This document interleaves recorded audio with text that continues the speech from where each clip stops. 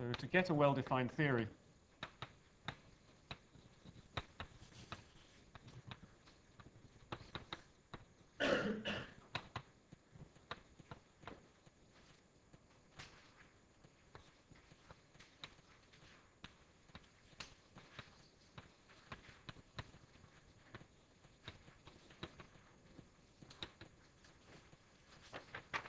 so what does this mean? It means that instead of imposing commutation relations on the fields, we impose anti-commutation relations.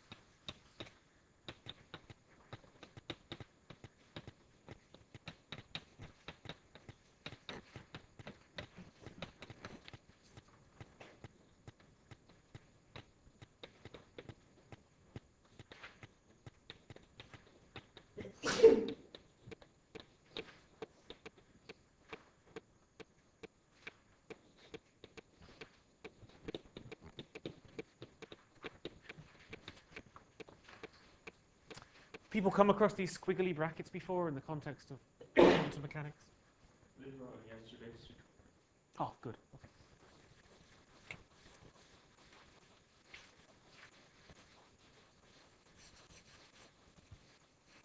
So let me just write the definition.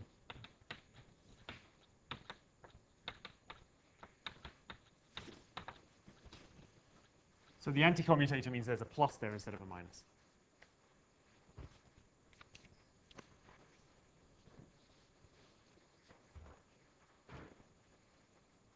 Okay. If we do that, and then we plug these guys in, you could show that all the B's anti-commute with each other. Well, actually, let me write everything down.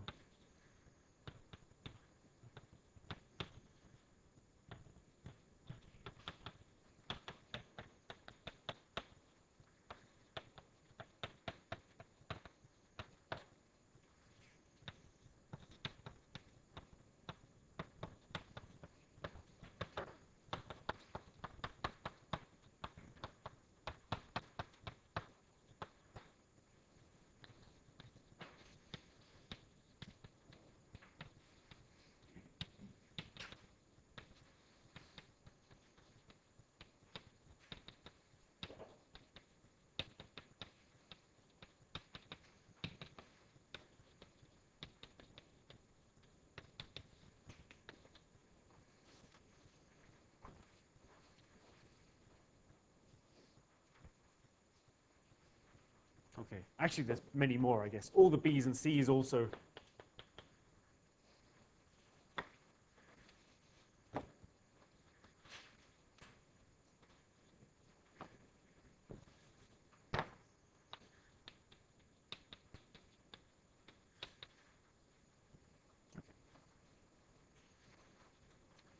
Everything other than these is vanishing.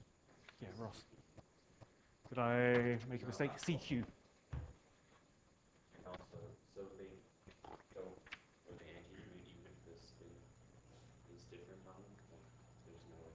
There's a delta RS, yeah, thanks. Yeah. Is that the question? Oh, okay, yeah. Sorry, yes.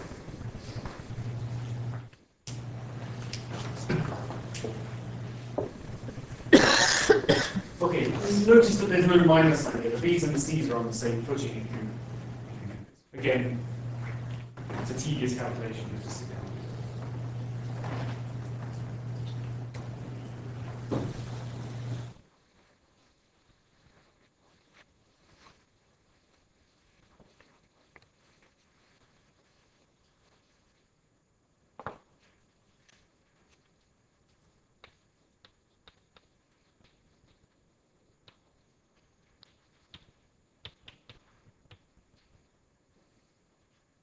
We can now go through and compute the Hamiltonian. And after normal ordering,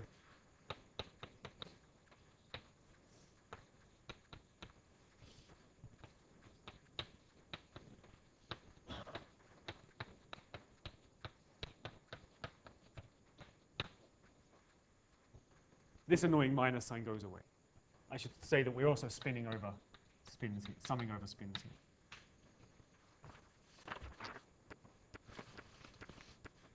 actually, it's worth me stressing something here.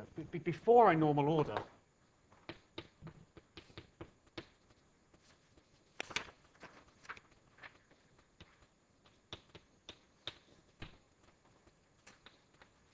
I get the usual infinity.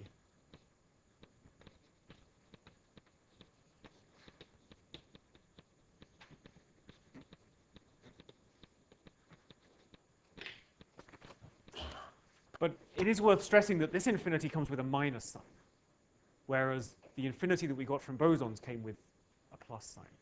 Okay. So and for free theories, we can always normal order, and this is not really relevant. But when you come to think about, well, I mentioned this in the bosonic case, coupling to gravity, these terms should be contributing to the cosmological constant, and actually giving a contribution to the cosmological constant much greater than what we see. Somehow that's got to be cancelled by something else. Well, here there's a nice observation. It's that the contributions to bosons cancel the contributions to fermions. So if you can somehow arrange to have equal numbers of bosons and fermions in your world, then things will cancel. Okay? And actually that's what supersymmetry does for you. So if you have a supersymmetric theory, you get exact contributions, exact cancellations between bosons and fermions. A supersymmetric theory is a theory that has, if you like, equal numbers of bosons and fermions, but also having related interactions to each other. Okay. So there's that minus sign that does that for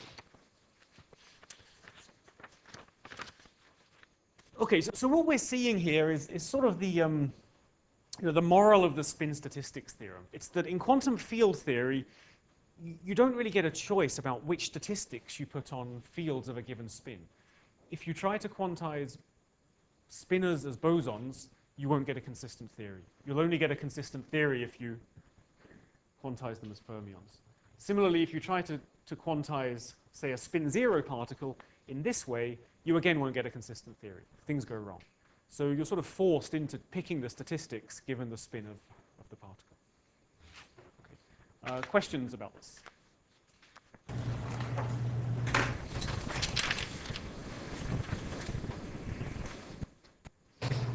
No? Let me just sort of illustrate more explicitly why this means that we're quantizing in Australia. It's fairly straightforward, but it's important, so I'll do it forward.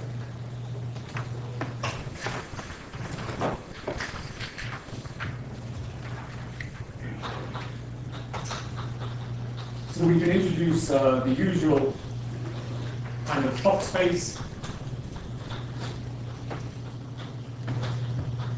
So the vacuum is defined as the state which is killed by all the annihilation operators.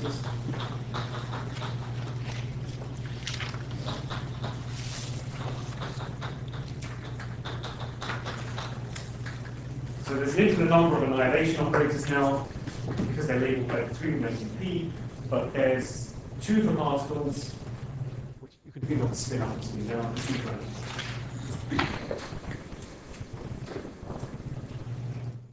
questions? So what are those annihilation operators do? Yeah, okay, so let me say, that equation looks really hard. Maybe you should take note of it. Okay, thank you. I have a real problem with adding equal zero at the end of most equations. So if there's never it's always an equal zero. There should be some notation that actually this equation. You don't have to write an equal sign. You just drop down something. It's assumed it's equal zero. You had an equal sign. You had an equal sign.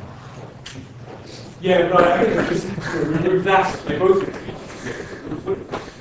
I think it's a breakthrough. Maybe put an equal sign with no zero, and that should be like notation for. Yeah, but later, why have the equal sign at all? Everything's equal to zero in math anyway.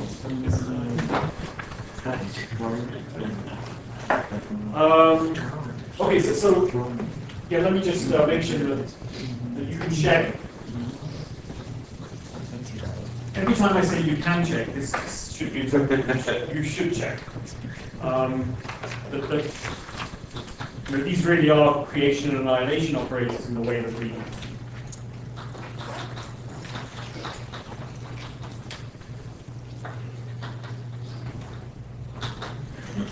They used to even though they obey these anti-commutation relations rather than commutation relations.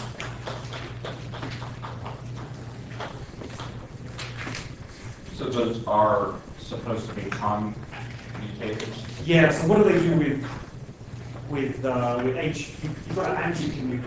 Okay? Because of the same reason you're supposed to anti-commute. So this has the interpretation that acting with this raises the energy of a state like Right. And this lowers it. But that interpretation requires anti-commutators. Sorry, requires commutators, not that part. There's a way to think about what sort of commutators you should put on things. You can really, all operators you could either think of as being even or odd, where even are the kind of operators you're used to, they commute, or they have certain commutation relations. And then odd, they're these new ones, they're the ones that have anti-commutation relations. And then the question is, what do you do if you have an odd with an even? This is what we've got here, an H, which is very normal, and a B. So this is even and this is odd. And then you do commutation relations. Okay, so this will come up again and again.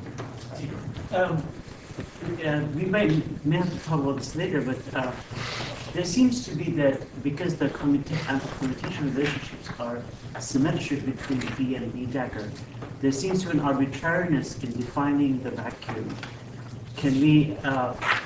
I don't think that's true because it's not symmetric here. So it's a question of not what B and B dagger do with themselves, but what they do with H. And there's a minus. How does that come about if what we imposed is symmetric? What we imposed was symmetric, but what was the right way to say The Lagrange equation. H no, right? There's an ordering in H as to whether you assign dagger on the left or the right. And if you change that ordering, you pick up a minus sign because they anti-commute, so H goes minus H. And that's the same minus sign we see. Okay, so it's really with the definition of H. Yeah, that's right, because we normal order things with a range. Yeah. Okay. Good, so these create states that have this energy. It's the same argument we saw for the bosonic case. So we have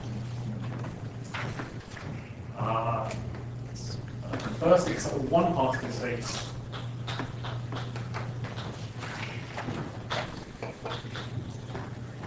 Of the form BPS dagger acting on a vacuum and CPS dagger acting on a vacuum. Okay.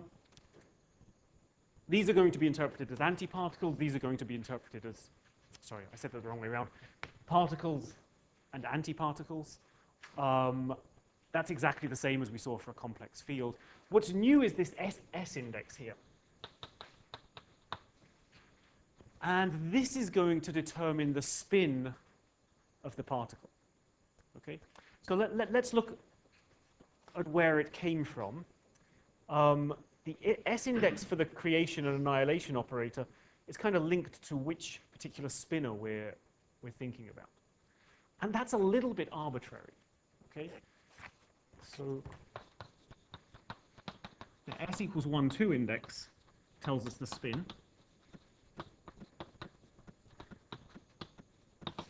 So you could ask, spin in which direction? Okay, spin up, but if it's spin up, I really mean spin up in the z direction or in the x direction. It's usual quantum mechanics. So that information is sitting in these spinners here. Okay, so let me give an example, and then hopefully it should become clear. So this guy here is a 4-component spinner.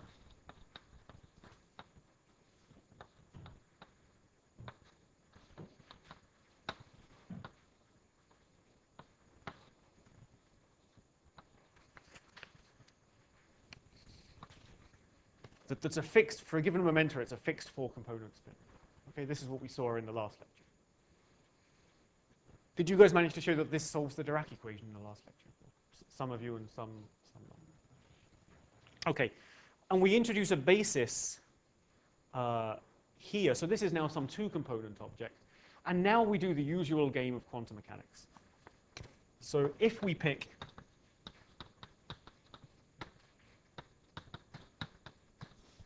zeta 1 equals 1, 0 as a basis, and zeta 2 equals 0, 1, the s equals 1 and the s equals 2 particles have spin up or spin down respectively in the z direction.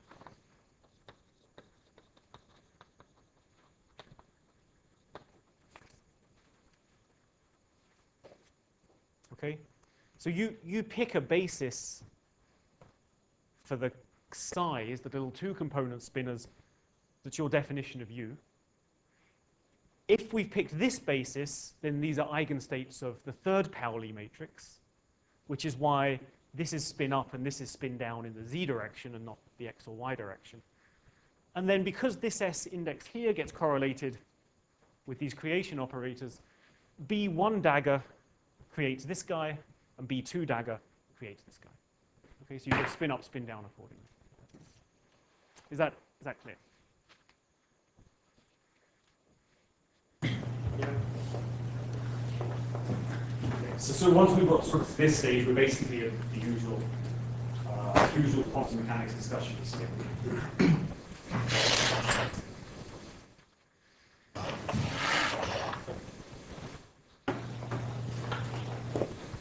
Okay, but now notice that if we create two particles,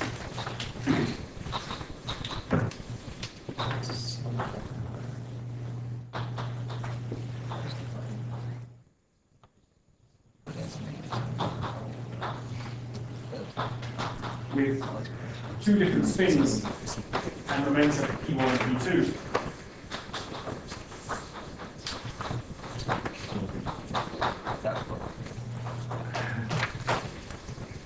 Okay, so we have to label the states. We have to label the states now by both the momentum and the spin.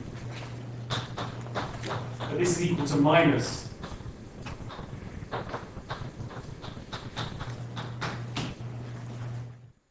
the state if we do them the other way around, and the reason is that these two anti-commute each other.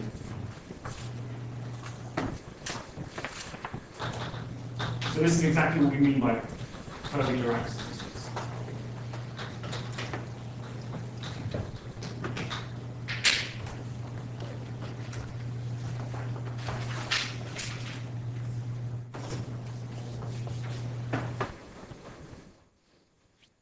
Okay. Are there any questions about this?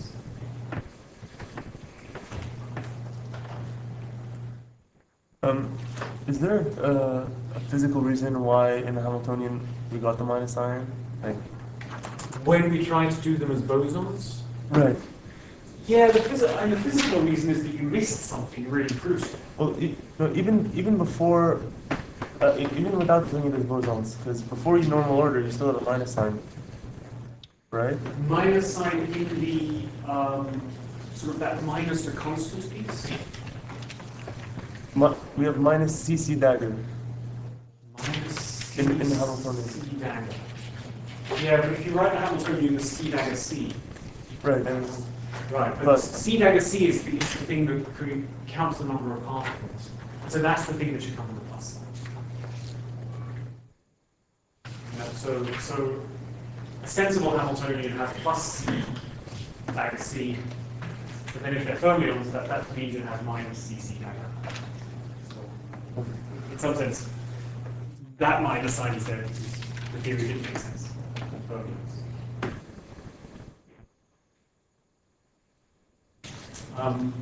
Other questions?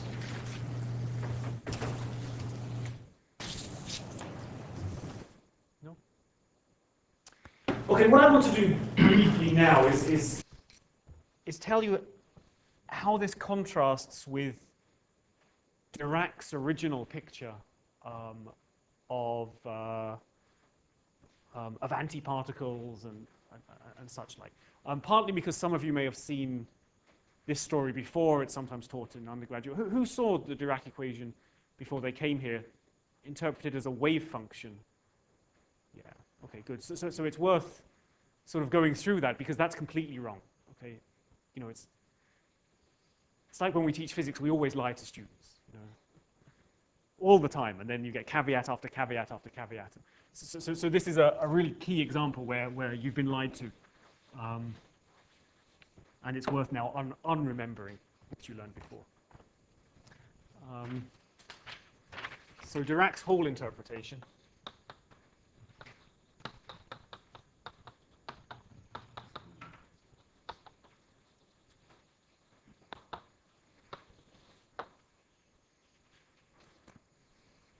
Okay, so when Dirac originally came up with his equation, he wrote it in the following form.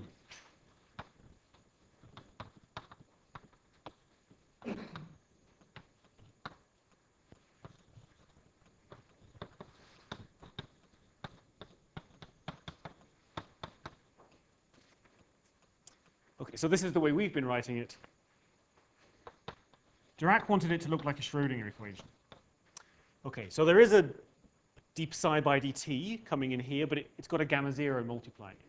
So we're going to take this equation and we're going to multiply it on the left by gamma 0. Gamma 0 squared is 1, so that leaves us with this, but all the other terms come with a gamma 0.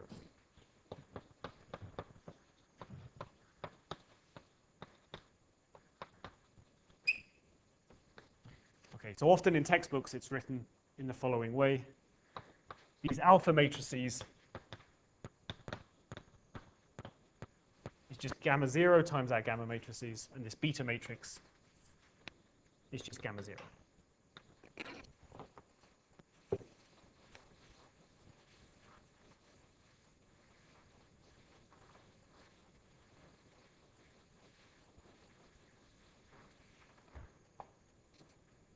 Okay, so it's clear that we get this from that.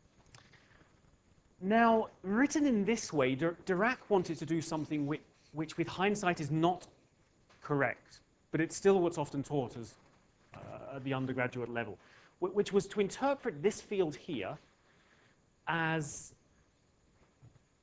the wave function for a single particle moving in space. Okay? So it's not something which anti-commutes or anything like that. It's not an operator in Dirac's language. It's just the kind of wave function that you learn when you first learn quantum mechanics. This is then identified as the Schrodinger picture. Sorry, as the Schrodinger equation, where this is thought of to be the Hamiltonian, which I'm going to call h hat, acting on this wave function. Okay, so old school quantum mechanics. Yeah, this Hamiltonian h hat is not the Hamiltonian we've been considering. Okay, it's a Hamiltonian. Well, it's given by this. It's not the Hamiltonian that we've got, which is sort of the Hamiltonian for the field. Okay, it's the Hamiltonian for this. When you have this interpretation, so with the interpretation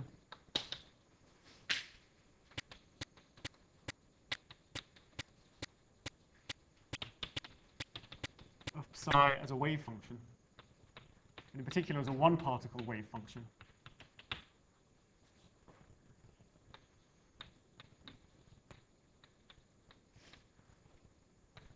then we can look at the solutions which we found in the last lecture.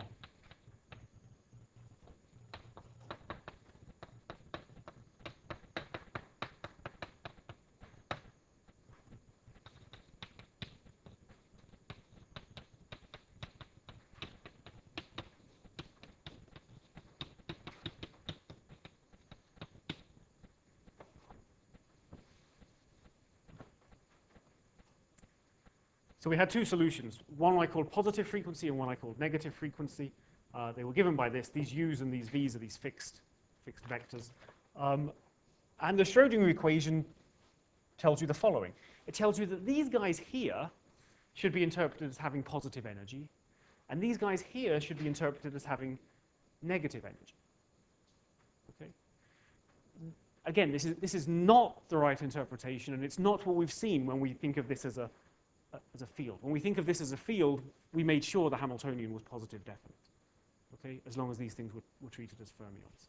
So this is if you interpret psi as a wave function, you find positive and negative energy states.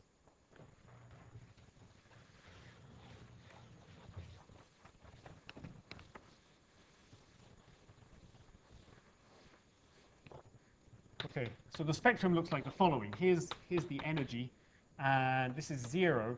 So there's a gap. The first state appears at plus m, and then there's sort of a continuum of states because the momentum is continuous. Okay, if I put the particle in a box, it would be discrete, but it's a continuum if I'm in flat space. And then there's another set of states here whose energy starts at minus m and goes down to infinity.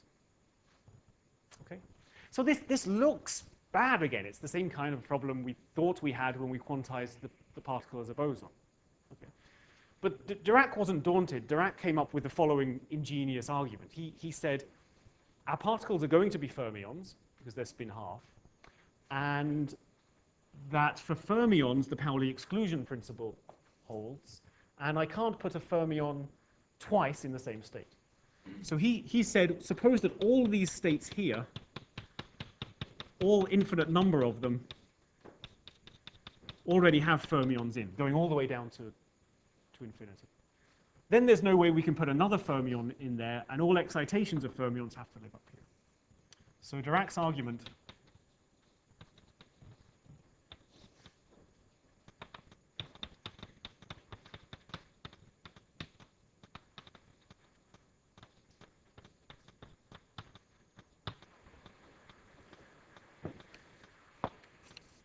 was that all of these states were filled, and somehow, you might think, but that's an infinite amount of energy. Dirac said, well, we only really care about energy differences, so what we call 0 is basically this infinity. And it sort of smells at a lot of the things that come up in quantum field theory, right? Normal ordering, renormalization. So he said, well, we should only have access to these states. But then he noticed something quite brilliant. He said, suppose that one of the particles that was filling this state actually gets excited and comes up here, so that there's a particle missing down here. In a condensed matter context, we'd call this a hole instead of an electron. He noticed that the properties of this hole that's missing from this Dirac sea would be those of a particle that had the opposite charge to the actual electron, and what's more, could annihilate with the actual electron, because this is an electron and this is a hole, and this guy can jump back down there and annihilate. So this was how Dirac came upon this idea of antiparticles, was through this interpretation of these negative energy states as being filled because they were fermions, and this idea of the Dirac sea. I don't want to write all that on the board. Is that okay if I just don't write that on the board? It's all in the notes. Yeah.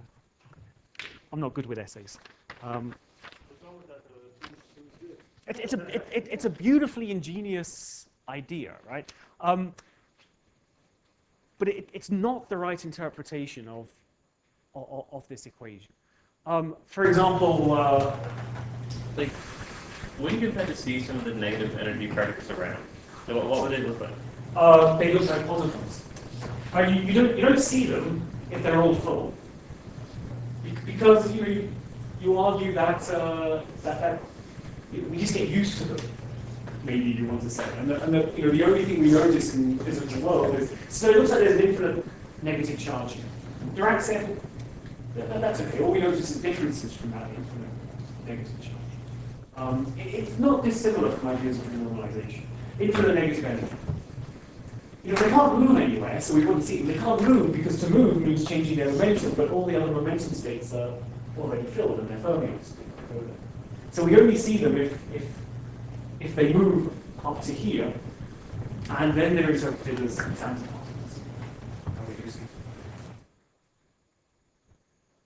Is that answer your question? I find that very satisfying. So why is it the wrong interpretation? Good. Why is it wrong? This is an argument for antiparticles that only works for fermions. Antiparticles are there for bosons and antiparticles. So that's the one killer argument. Antiparticles are also there in quantum field theory. But then there's no issues of filling an infinite sea of states. What this is really telling us, it's something I was stressing at the beginning, that if you combine special relativity and quantum mechanics you can't have single particle states. At least you can't restrict yourselves just to look at single particles. And that's what we're seeing here. We thought we were writing down a wave function that described just one particle unit. But we've learned already that, well, there's at least an infinite number of particles here, and that this quantum mechanical system should be able to excite any number of these up here. What this is telling us is that once you get a combination of special relativity and quantum mechanics, you're obliged to consider states that have arbitrary numbers of particles. And the right framework to do that is quantum. As you say, Dirac didn't give up on this idea as he was dying dead. I mean, in the 1970s, he was unwilling to believe in quantum field theory. We had QCD, we understood mesons, we understood baryons. He didn't believe it precisely because this argument didn't work for mesons, which also had antiparticles. He wanted to rectify this. I should also say that in the context of condensed matter, this is exactly what happens. And there it's called the Fermi C instead of the Dirac C. But there it's really the right interpretation.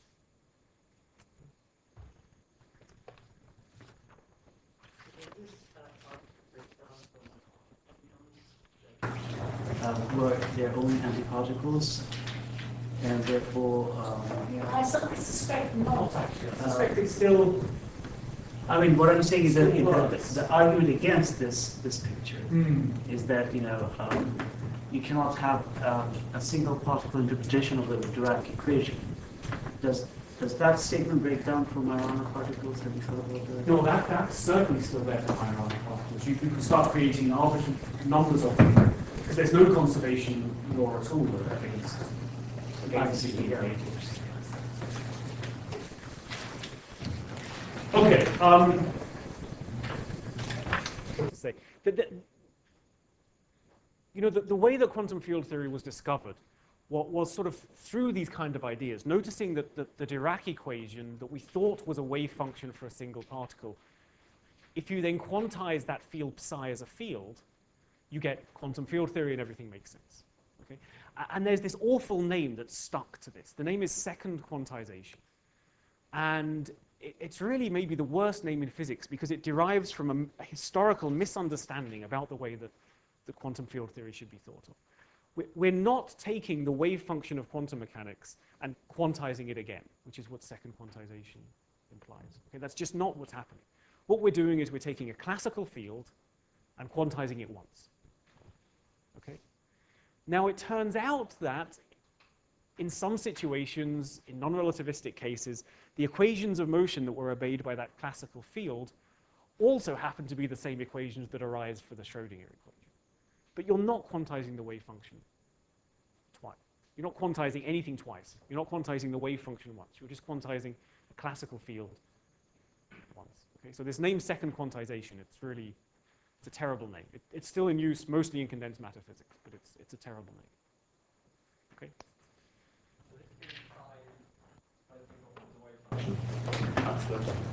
Yeah. This field psi isn't the Klein-Gordon.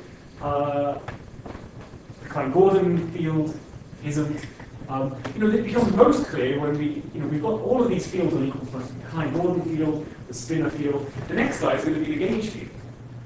That gives rise to electric and magnetic field. Nobody ever thought the electrical magnetic field had a wave function interpretation. Right? If you really want to put everything on equal footing, that's what you believe.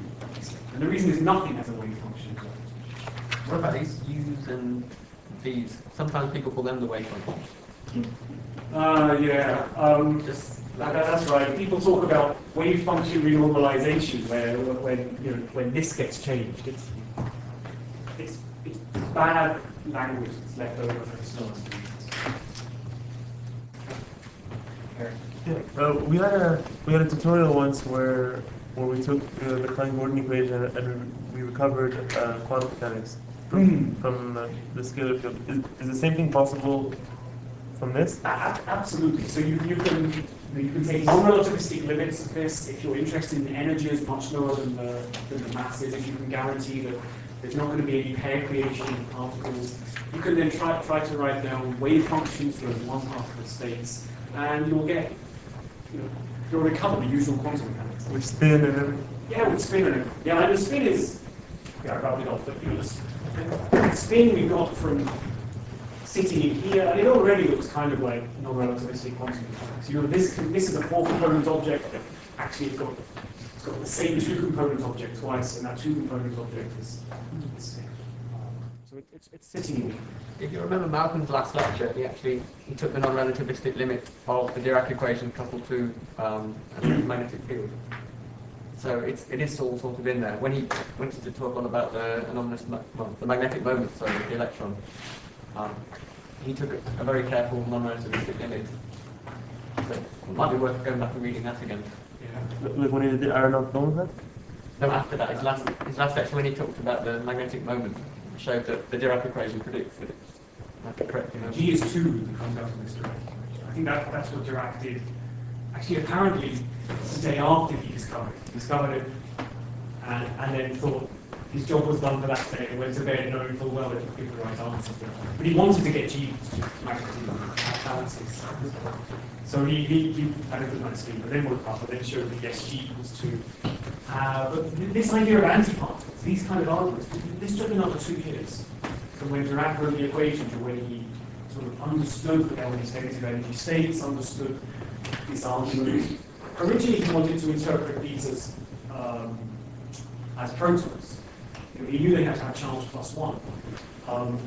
And it looked as if they had to have the same mass as the electron, but he was hoping that somehow he could get around that and get their mass to grow so that they were protons. But this was back in the day when people didn't go around predicting new particles. He was very conservative about this. But then Oppenheimer and a couple of other people proved that it had to have the same mass as the electron. And then Dirac was the only one bold enough to say, well, there's going to be a new particle then. And it was discovered within a year or so. It was actually discovered by Dirac's colleagues down the road. Cambridge is a bit of an odd place to talk to each other. So the colleagues down the road, this is Blackett Company, had no idea that Dirac had predicted this particle. And in fairness, it's not just that Cambridge is one place, it's that Dirac was an extremely odd human being. Or borderline autistic, I think. So he didn't tell anybody, and it was Anderson at Caltech who discovered this particle. Then slowly word got around that there was an experiment and there was a prediction and that things matched. But yeah, Anderson didn't know that Dirac had predicted it when he made his discovery.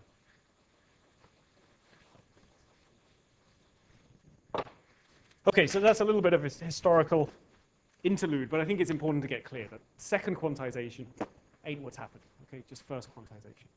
So are there any questions about this? Okay, we're going to move on. We're now going to do exactly the same thing as we did for the scalar field, but we're going to do it much faster. Okay? So the first thing, remember we took the Schrodinger picture, we went to the Heisenberg picture. Okay, how do we go to the Heisenberg picture? All these squiggles, right, they go. The operator depends on time.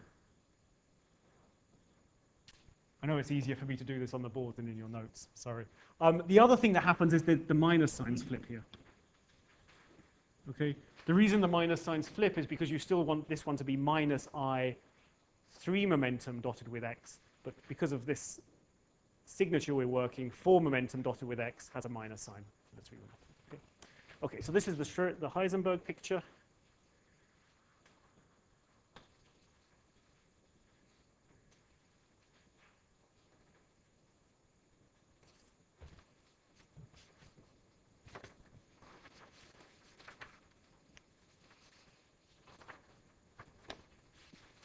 Okay, what did we do then? We showed that this obeys the, for the scalar field, we showed that as an operator, it obeys the Klein-Gordon equation. Okay, the same thing works here. As an operator field, it obeys the Dirac equation. We also worked hard to make sure that things commuted at space-like separations for the bosonic field. So you can show something similar here.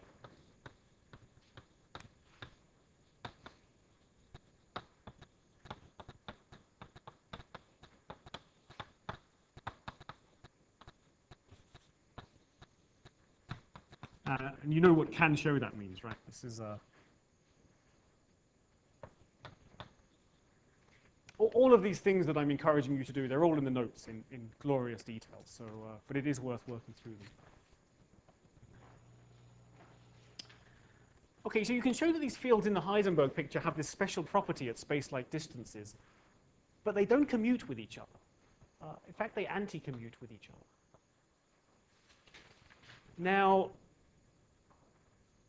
you know, when you say that there's no causal propagation, it's really a statement that operators commute like at space-like distances. And here we find two operators that don't commute at space-like distances, they anti-commute. Now, there are words you can say around this to make yourself comfortable. The kind of words are that, well, we never actually measure psi directly. What we measure are things like psi, dagger psi, you know, bilinears of psi, and those things all commute amongst themselves. You know, nobody's ever, the words you're supposed to say at this point is that, well, nobody's ever made an experiment, measured an experiment which is a Grassmann-valued object, or a spinor-valued object. In particular, if you make an experimental measurement, you measure something, and then you rotate by 2 pi, you know, the number isn't minus itself, the number is modulo my silly experiment the other day. Okay, so there are words you can drape around this. I have to say, if I was at all interested in, say, foundations of quantum mechanics and, you know, the deep things that people think about here, I'd probably think much, much harder about this. I find this a little bit puzzling myself, but maybe that's just me. But it doesn't commute at space-like distances, it anti-commutes. Yeah? Yeah, that's probably right. Thanks. Okay, we can define various propagators. Let me just jump straight to the one that's relevant, which is the Fineman propagator.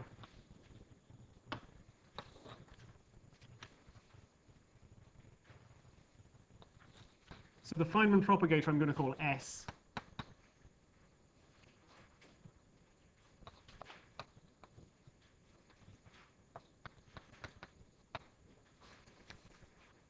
S for spinor, F for Feynman, alpha and beta for the spinor indices. Okay?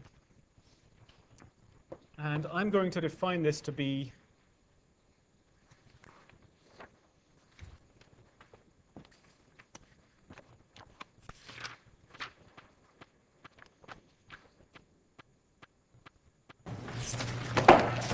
two field operators that have to communicate. Yeah, so I'm going to define this to be, you guys.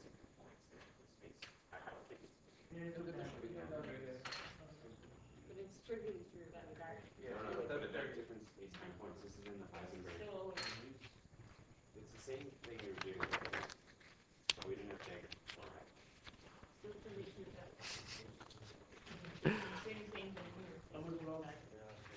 Is there no dagger? Let me just check. Yeah, there's no dagger. Sorry, that's right. Yeah, there's no dagger. Sorry, you're absolutely right. In the Schrodinger picture, these things trivially commute, but where this is x and this is y, but at equal times.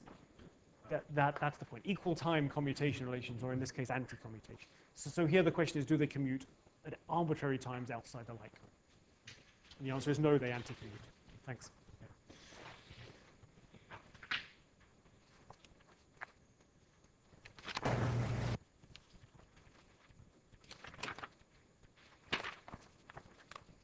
Okay, I'm going to define the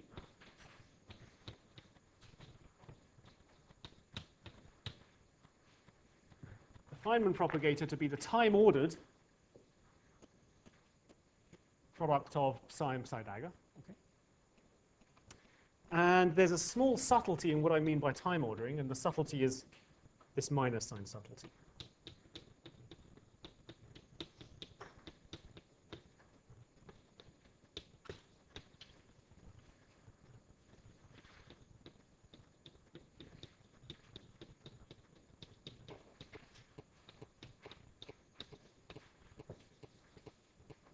Okay. It's that time ordering doesn't quite involve just placing the one at later time to the right. But if in doing that you have to move this guy past this guy, you pick up a minus sign for your troubles, okay? And the minus sign is because these guys anti-commute instead of commute. Oh, thanks, yeah, so there's an alpha and a beta on this.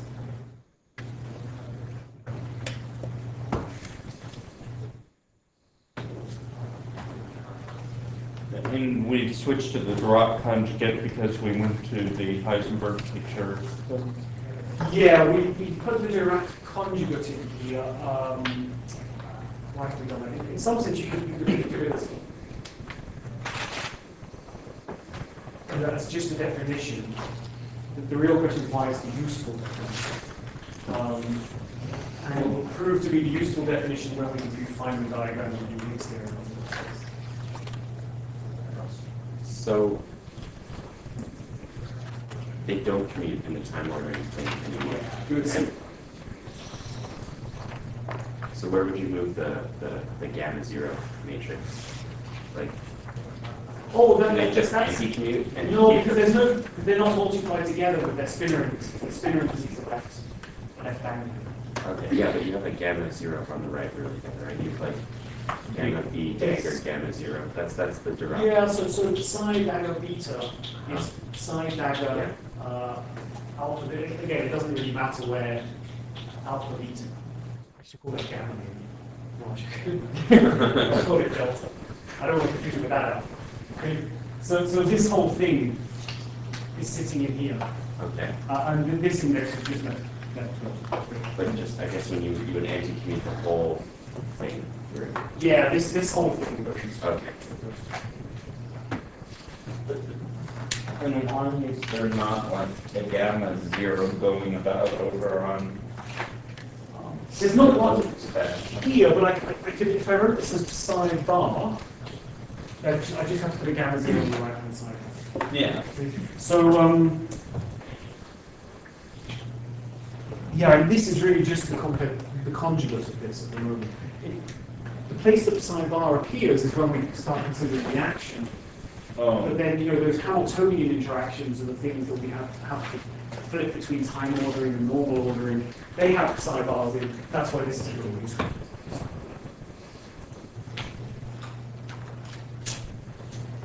One last question. Yeah. Does the Dirac conjugate generalize the idea of unitarity to metrics, basically? Because we introduced it so that we could recover a kind of unitarity. Yeah, what we allowed is that a kind of, yeah, so this was invariant until psi goes to S to psi, even though S won't commute. That was the...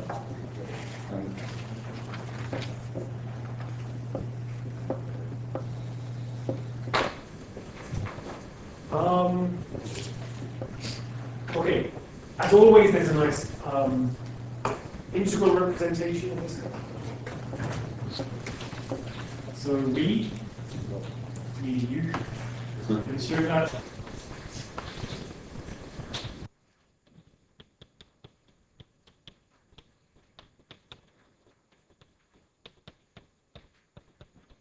this is the same kind of thing we had for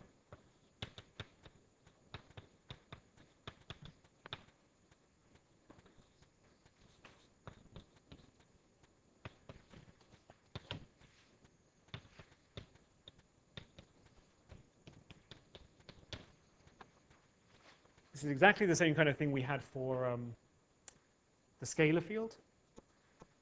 The I epsilon there dictates the contour we take to avoid the pole when we do the P0 integration. But what's novel is that there's a P slash plus M that sits at the top here. Remember, P slash is now a 4x4 matrix. It's the momentum P multiplied by the gamma matrices.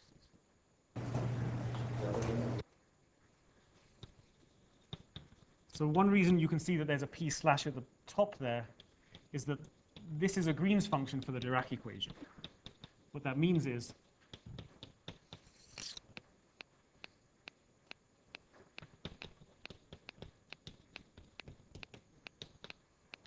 if I take the Dirac operator and I hit on hit it on this propagator, I get the delta function coming out. Okay. Again, that's exactly the same as for the Klein-Gordon equation. But notice that this is a first-order operator now, not a second-order operator. So this should roughly be 1 over p, not 1 over p squared. And that's what we see. There's a 1 over p squared, but there's a p on the top as well. Yeah.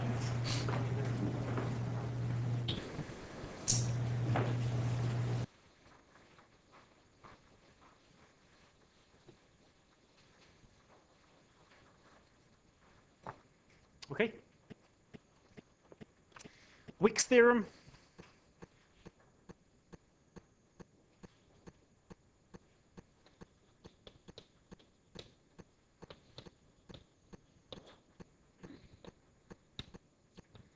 We define the contraction between two operators to be the difference between the time ordering of the operators and the normal ordering of the operators.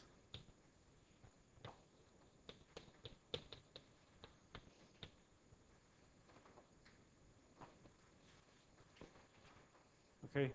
Notice that this is the time ordering of the operators, not the operators sandwiched between the vacuum state.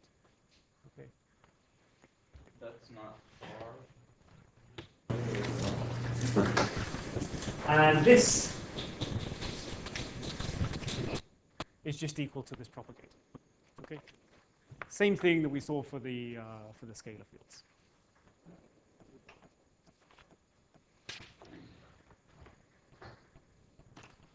Okay, so what do? You go through Wicks theorem, you have your interaction Hamiltonian, you want to compute, because of Dyson's formula, time-ordered products of a bunch of fields.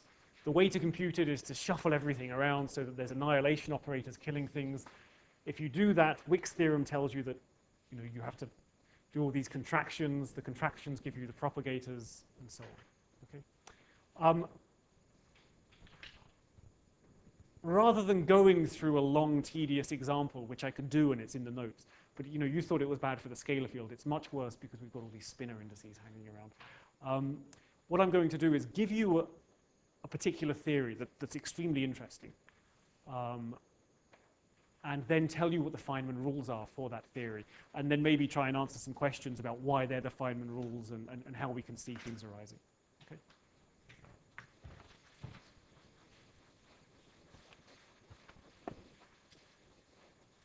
Okay, so the theory we're going to consider is Yukawa theory.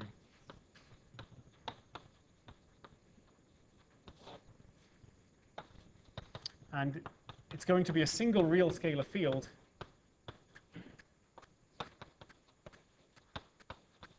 and I'm going to call the mass mu. And then I'm going to add to this a Dirac fermion whose mass is m.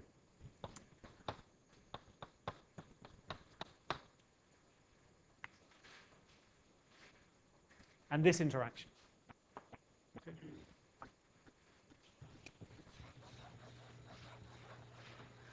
Okay, so remember we looked at very similar things when we were thinking about a complex scalar field interacting with a scalar. That was sort of a baby version that was just building up to this particular interaction. Okay. There are interactions of exactly this type in the standard model. Okay. The psi's are the fermions that you know and love. They're the electrons, the muons, the taus, the quarks, and the phi here is the Higgs field. Okay, in that context. So the things we're going to compute are really relevant to the best theory we currently have. So this is the Yukawa interaction. Let me just do this simple dimensional analysis.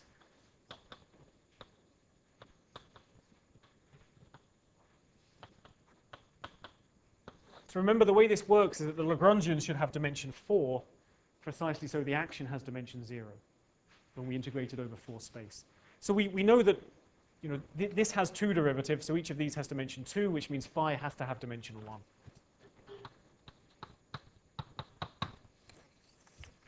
So this is the canonical dimension for all scalar fields in 4 dimensions. But what about the fermions? Well, this has dimension 1. it's a mass, so you would hope that also has dimension 1. Which means the psi's have to have dimension 4 minus 1 equals 3 for the two of them. Or in other words, psi has dimension 3 halves. Okay.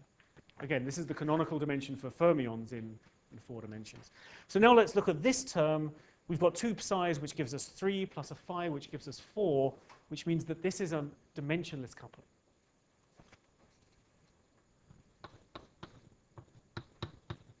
So the dimension of lambda is 0. So this lambda, this Yukawa coupling between 2 fermions in a scalar is just a number.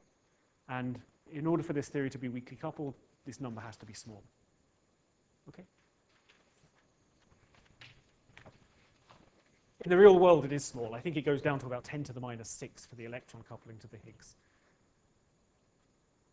I have a feeling that for the top coupling to the Higgs, this number is almost exactly 1. Nobody knows why that is. I don't think there's any theory about why it would be exactly 1. But okay, so is this clear?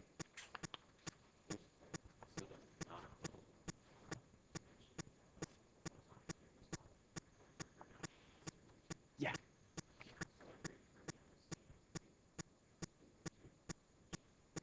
Dimension 3 over 2. In 3 plus 1 dimensions. It required that this L was...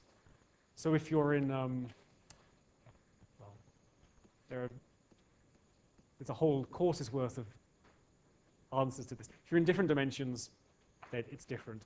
But it's also true that this is sort of what's called the classical dimension. These numbers can get quantum corrections. And actually, that's where a lot of the interesting physics is. Yeah, there are things called anomalous dimensions, which you'll learn about in the next QFT course. Okay. So I'm not going to go through an example. What I'm going to do is just tell you the Feynman rules. And then we'll compute things. Ah, perfect. Okay, so you do the same thing as we did before. You're interested in some scattering experiment where you're going to say what's coming in and say what's going out. You draw those things going out and things coming in as external legs on the Feynman diagrams. Then you have to connect everything together, and you connect everything together with a trivalent vertex that has 2 fermions and a scale. Okay? So, yeah, the extra things we need to know is how to label the particles to say what their spin is. Okay, so whether it's spin up or spin down that's coming in, because that's going to be sort of the key crucial physics. So, to each incoming fermion,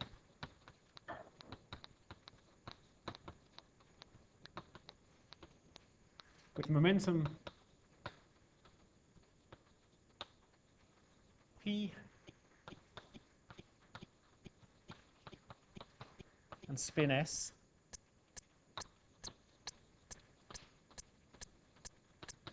we associate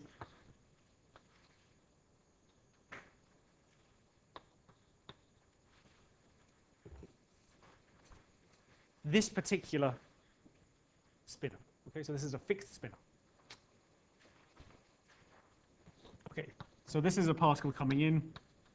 Eventually it's got to do something, but as it comes in, its momentum is P, and we just write down US of P in our equation. Okay? And for outgoing,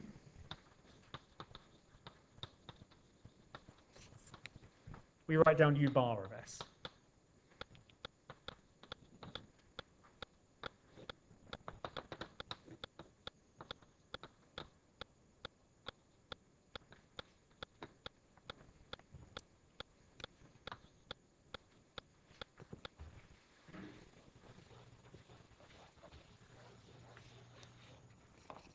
Okay. This might seem a bit arbitrary, but again, it comes from doing Wicks Theorem 3 times and realizing that there's just this algorithm to computing these things. So it's maybe worth you doing it once, just to check that this isn't totally crazy. But I'll write it down and then try and give you some understanding about where it comes from. If we have incoming or outgoing antifermions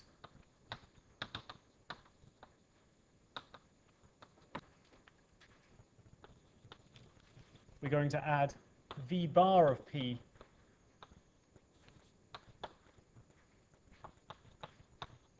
or V. So notice that there's actually a flip here. For antifermions, the incoming ones have V bar, and the outgoing ones have V. Whereas it's not just the U and the V that flip, it's the bar and the unbarred that also flip.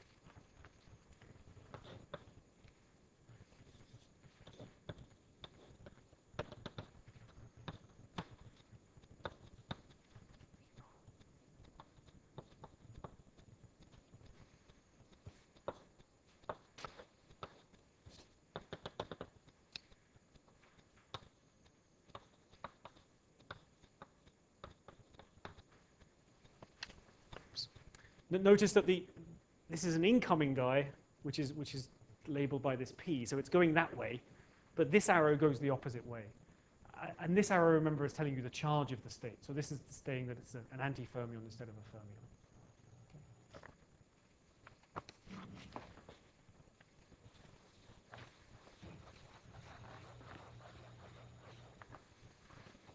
What kind of a charge, since we haven't really gotten to electric charge? Good. So I said it briefly, but I didn't really stress it.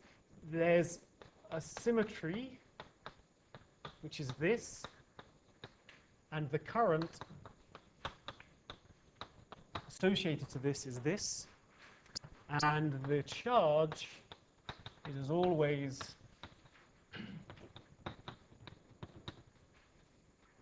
the integral of the zeroth component of the current, and it's basically going to be the number of C's minus the plus or minus. It's going to work out to be the same thing we saw in, yeah. Sorry, I should have. This whole Dirac part of the course, it's so much. Let's do what we did before, but do it again. That I don't want to go through everything on the board, but sure yeah. So I missed this, but yeah, it's exactly the same as what we saw before.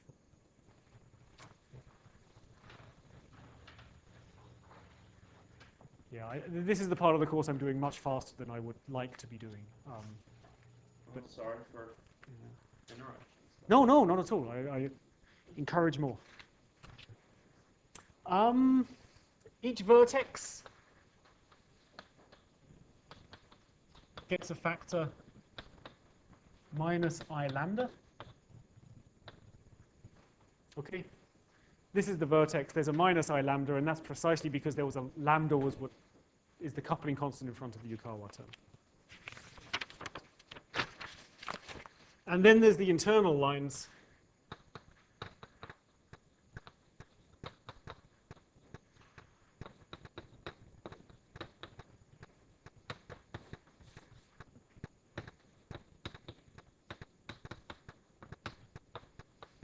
So for scalars, what you add to the internal line is the scalar propagator that we've seen already.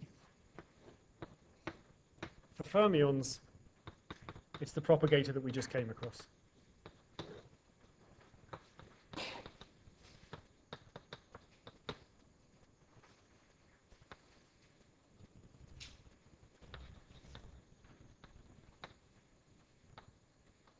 Then there's the other kind of rules that we always have. You impose momentum conservation at each vertex, and you're going to integrate over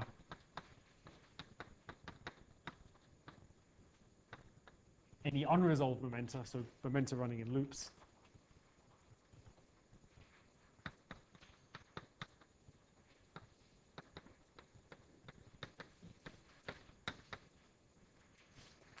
And finally, there's a whole bunch of extra minus signs that arise. And these extra minus signs arise basically because if you're inside time-ordered products or normal-ordered products, everything that you thought commuted actually anti-commutes, and you pick up lots of minus signs. Okay. Now, rather than give you rules for how to do this, well, the rules for how to be sure about the minus signs is to go back to Wicks Theorem and do things carefully and figure out the minus signs. I suspect that with enough practice for any given Feynman diagram, you can just work out the minus signs. I'm not sure I've had enough practice to do it for complicated Feynman diagrams.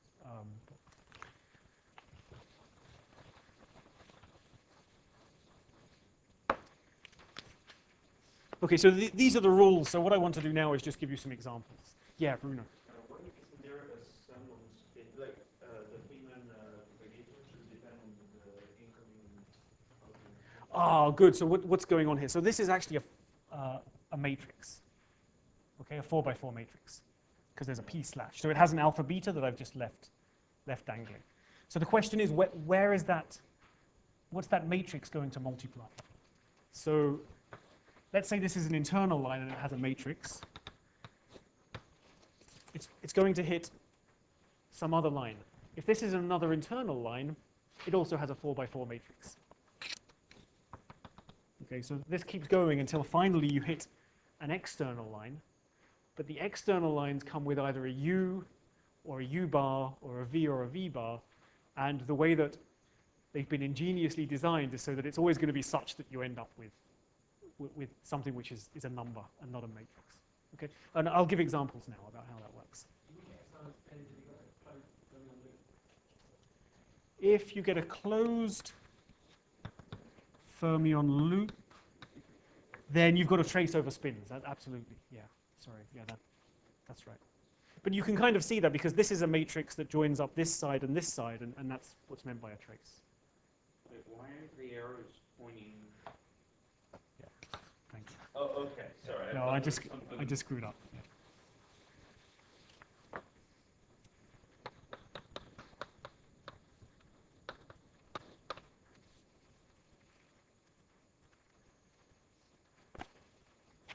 So the example I want to do is something we did in the scalar case in some detail. It's nucleon scattering.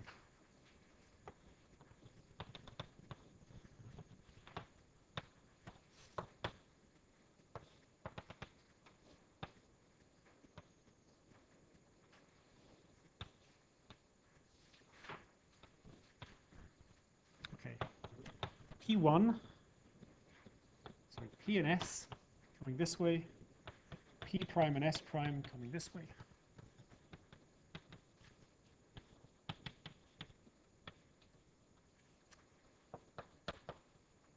So it's to be understood that in the graph diagram, the two don't actually. Yeah, so it jumps over.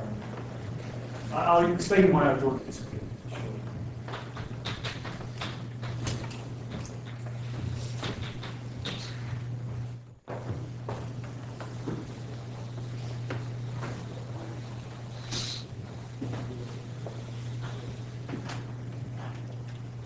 Okay, these, believe it or not, are the same two diagrams we had in the scalar case.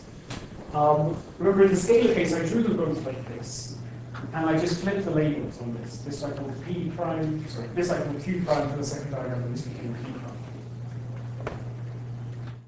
prime. By the way, the R and the S are just the spinner indices one. This is exactly the same diagram. You know, it's sort of the which direction you draw these things coming out of it, that doesn't have any physical significance. It's really the sort of the labels you use. So the reason I've drawn it this way, and I could have just as well sort of drawn it this way, where this is Q, this is P, it's to emphasize the fact that this diagram and this diagram just differ by flipping around the P prime and the Q prime. And that's like exchanging those particles. And in particular, that means that this diagram has to pick up an extra minus sign relative to this diagram to impose Fermi statistics. Now, if we've gone through Wicks Theorem, yes, you'll see that minus sign up there. But this is the kind of thing I meant when I said add extra minus signs on the front. This is an example where we have to add extra.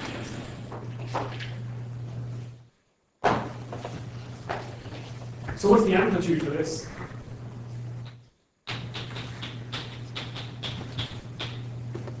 Well, we follow the Fineman rules. There's two vertices, so that comes with a lambda squared. And now comes this, well, let me write it down.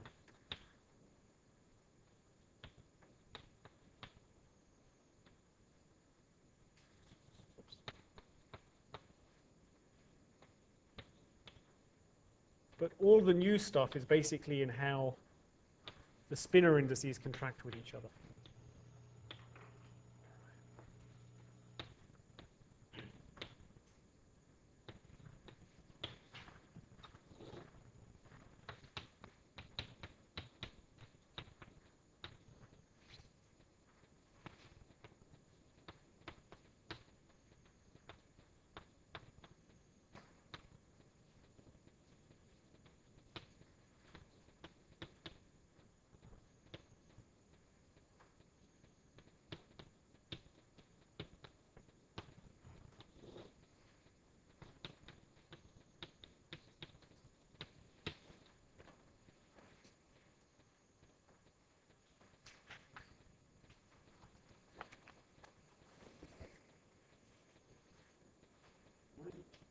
What is that on the top?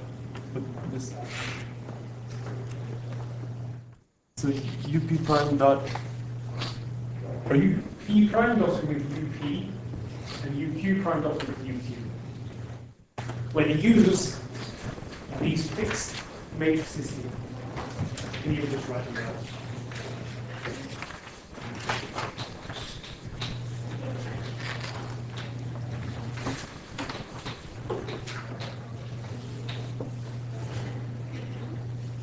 So there's some fixed 4 vectors, 4 spinors, functions of the P's, and also the spin. Okay. Okay. So where are these? So firstly, this guy here on the denominator. This is just the propagator of this case. That should be clear. This minus sign is because these should have Fermions, so 6 instead of those statistics. So all the new stuff is basically in the fact that these guys are contracted together. And this is telling you sort of the spin dependence, the scattering amplitude. You know, if I get 2 spin-up particles coming in and they scatter, that's going to be very different amplitude than if I have a spin-up and a spin-down. Or at least potentially could be. So that information is included here. Okay? So why is this coming? These are coming from the Feynman rules that I told you about. So for every incoming particle, you write a U, and for every outgoing particle, you write a U bar, and then you contract them accordingly. So this is U bar contracted with this U, and, well, so on and so on. Okay? Why are these things arising? You know, remember what's happening is that this is basically Wicks theorem. So we've got this time-ordered product of a bunch of fields, which in this case are the Yukawa interactions, psi bar, psi phi. Okay. All of those psis have creation and annihilation operators in, but they also have these u's and v's floating around.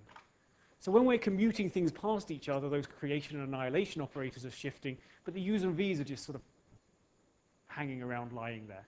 And those Feynman rules tell us what to do with them and how to bring them out. Okay. It's not, hopefully not conceptually difficult, but it's a real pain to actually write these things out and get everything right.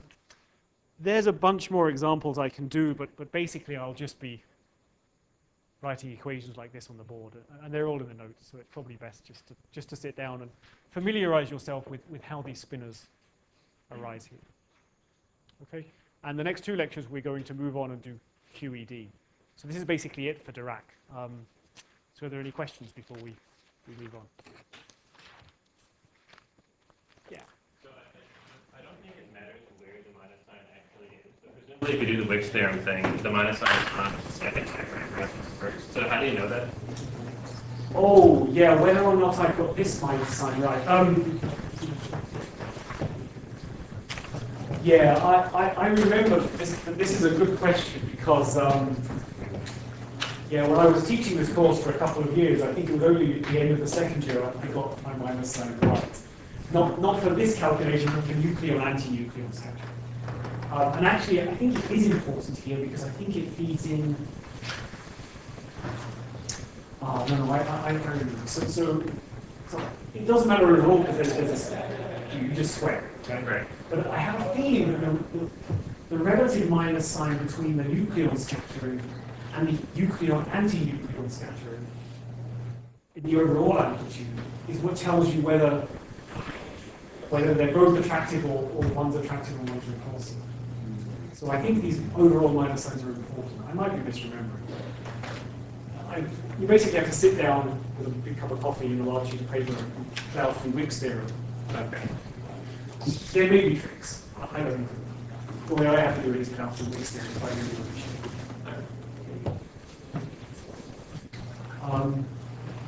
Other questions?